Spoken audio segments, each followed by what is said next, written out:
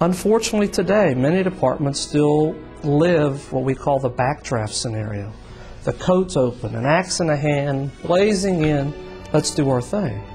And in reality, what we need to do is look at some risk management processes to say, is it really worth going into that building when there's flames coming out of every window, there's no life hazard in there, why go inside? What are we really going to save? And that's one of the initiatives to talk about. You know, is it worth losing a firefighter's life just to save property?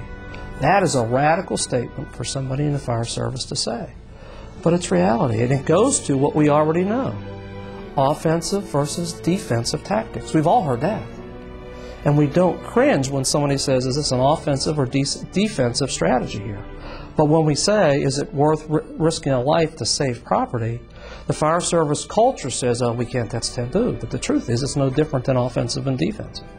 And when the building is gone, or there's no life hazard in that building, or it is in such poor shape that there's going to be an imminent building collapse, or a danger, such as changes in the color of the smoke, or a rapid change in the movement of the fire, then why risk it?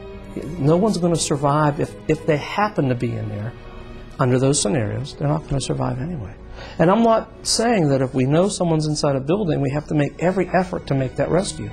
I have seen phenomenal rescues in my career that from the onset you would think that person would never make it. But we knew they were in there and the crews knew where they were headed. But blindly to go in not knowing or knowing that there's no potential is things we have to consider. I'm not going to second guess anybody. I'm not going to try and armchair quarterback anybody. But I'm saying those are the cultural pieces the fire service has to address.